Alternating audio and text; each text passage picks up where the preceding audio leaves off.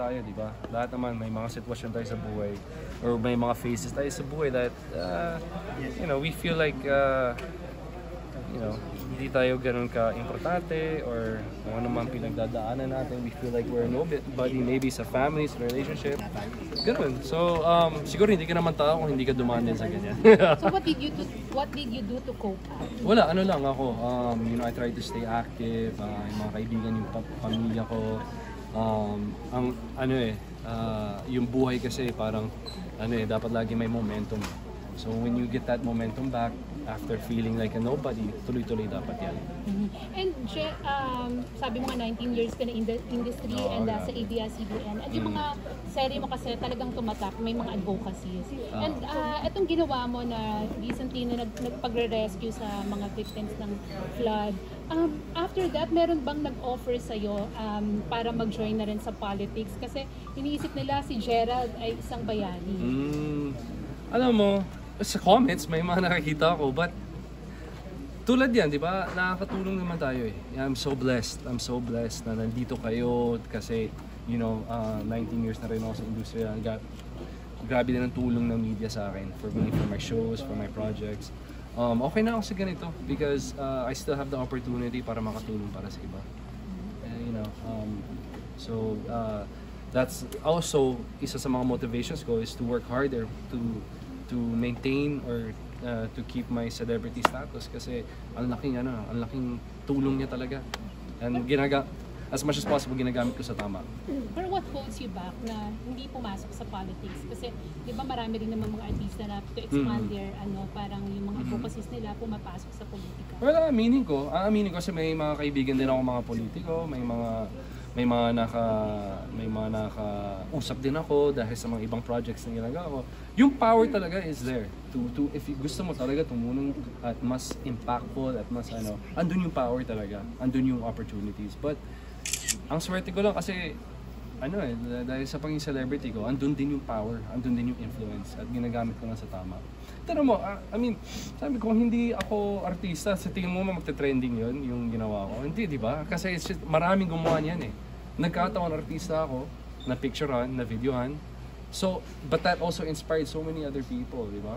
Ganun lang yung tinitingnan ko, influence ko. Do you consider yourself a hero? Of course not. Mas maraming mga totoong bayani dyan. Sabi ko nga kanina and through this show, ikukwento ko yung kwento nila. Ikukwento ko yung mga sitwasyon nila sa buhay. Ikukwento namin yung sitwasyon ng pamilya nila kapag nasa pangalim yung mga totoong bayani. Ano yung turning point nung nagsimula ka na nasa consciousness mo na yung tumulong sa mga Bata pa lang ako. Nakuha ko ata sa nanay ko. Mama ko, kahit wala kami pera nung araw, pag may nangungutang sa kanya, hahanap siya ng paraan. Dadalhin niya sa pawn shop sa isasangla niya yung radyo namin. Seryoso. So I think dun na nakuha ko talaga sa nanay ko. And it's just something natural. Hindi natin alam kung anong pinagdadaanan ng ibang tao eh. Kung kaya, hindi naman sinasabi na gawin mo yung ginawa ng nanay ko kasi nahihirapan din kami dahil wala kami pera. Pero ako naman physically, I'm still young and I'm strong, so kaya ko naman tumulong. Sino yung personal heroes mo? Personal heroes ko, mama ko, dad ko. Dad ko, he spent 30 years sa US Navy. So, bata pa lang ako. Akala ko yun talaga din. Akala ko maging military ako. And then akala ko maging PBA player ako. Pero naging PBB contestant ako. So, but again, look at what I've played a soldier. Ang dami ko na-inspire. Naging sundalo din ako sa tayong dalawa. Tumaas yung enrollment ng PMA ng 300%. So hindi lang I get to play sa high level competition ng basketball. So andun pa rin yung mga pangarap na natutupad ko pa rin kahit sa PBB ako pumasok. And I'm so thankful for that. Gerald, what gives you the confidence to keep on helping? Kasi diba may mga ibang nag-hesitate pa. Confidence? Ang sabi ko nga, kasi nung nag-trending yung video na yan, ang sabi ko, I don't want to inspire other people para lumungi sa baha dahil napakadelikado talaga. Hindi ko yan in-encourage. Bata pa lang ako, nag-swimming na ako. I've done WASAR training, water search and rescue training. But I wanna inspire other people to give a helping hand in different ways. Parang pwede kayo mag-donate, pwede kayo pumunta sa mga shelters na Ang daming paraan para tumulong eh. Pero hindi ko ini-encourage na lumungi sa baha dahil ang dami namin sugat na kuha, ang daming nangyari, di ba? Ang dami. But I'm sobrang grabe. I'm so touched with everybody that messaged me about uminom ako ng gamot. May mga nag-donate sa akin ng gamot kasi naubusan lahat ng gamot sa drugstore. So it makes everything worth it. Just to celebrate yung National Heroes Day recently, ano na message mo sa mga modern heroes today? Thank you. Ganun lang. Salamat. Ito pasasalamat ko sa inyo. Yung A Soldier's Heart, tayong dalawa, and this Nobody. It's I always ask ABS if I do a show, sana may social awareness. Sana may inspire, or sana may ikwento namin yung nangyayari talaga sa buhay natin. Especially na, dami nangyayari sa bansa natin, di ba? Daming...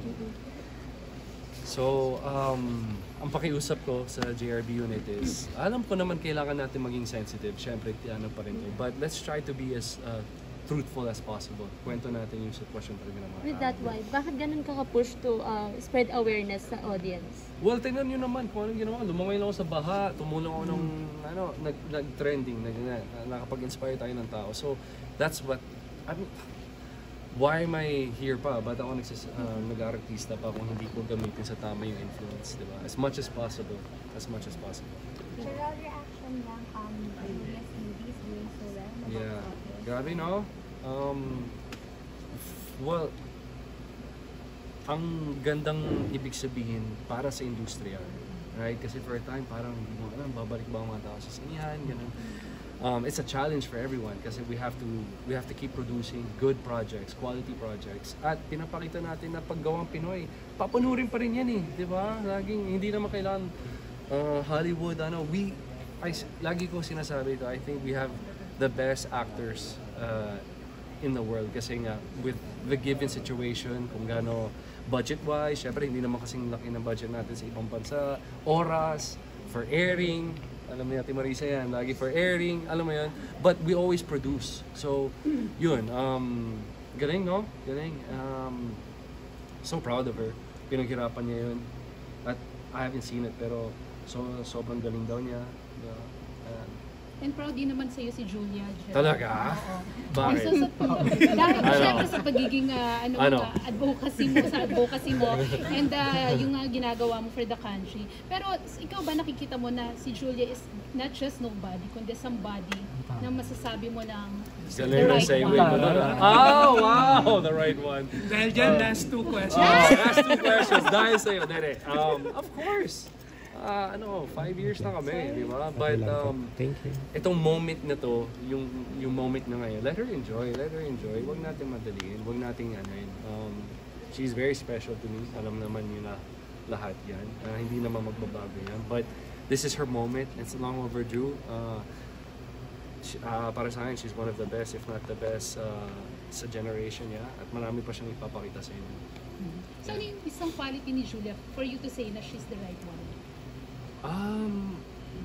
Yung personality niya, yung pagiging fighter niya, yung pagiging malambing niya, mukha siyang, di ba, pag tinignan mo siya, parang mukha siyang bata, mukha siyang pretty face lang, pero hindi, she's very malalim siyang tao, she's very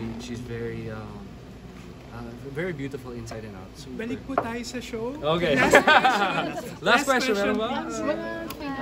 Okay ka na? Okay. Love you, Johnny. Wait lang, let's say next ka after. Congratulations to your new project, Salamat. Nobody. Salamat. And also, aside from dito, may mga narinig ka ba ng bagong mga upcoming projects pa? Narinig? Meron akong ginagawa na By Bust with Miss Ann Curtis and Direk Eric Mati. Ongoing din yun. So medyo magsasabay yan. But I think next year pa, action din. Pero galing din. I'm very excited also for that kasi ang huling pagsasama namin ni Direk Eric was OTJ pa. I think 2013, 2012 ganun. So, ayun. Dito ba sa Nobody may magiging lady ka? Meron pero ayaw ko naman I think may plano doon. Isusurprise din kayo doon. Pero pinagpaalam mo kay Julia or may ganun ba na kailangan paalam? Invited ka, Big. Invited ka. Samahan kita sa pag nasabi. Last question.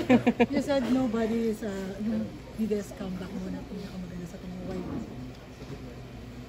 No, I sabi ko this is the best comeback since the 2 years kasi minsan kasi sa 18 years ko na, 19 years ko na, syempre ayaw mo gumawa ng show na parang nagawa mo na, or diba, you can only do ano eh, sabi ko nga dati nung ginagawa namin yung last show ko is pag tuloy-tuloy ka na nagtatrabaho, feeling mo itong simpleng eksena, nagawa mo na siya 100 times na. So, lagi may challenge para bago. So, ito talagang walang ano eh, kumbaga, very unique at very kakaiba tong kwentong to. That's going to bring me back sa TV kasi talagang very challenging. And ngayon pa lang iniisip ko kung paano gawin. Dahil napaka-challenging but close to my heart kasi nga yung character. So, yun.